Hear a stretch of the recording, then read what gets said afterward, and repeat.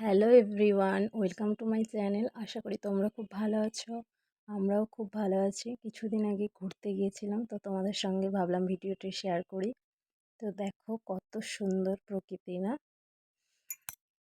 তো দেখতে থাকো তোমরা ভিডিওটি। ভালো লাগলে কমেন্ট করতে ভুলো না যেন। দেখা হচ্ছে নেক্সট ভিডিওতে। তোমরা সুস্থ থেকো, ভালো থেকো। চলো টাটা।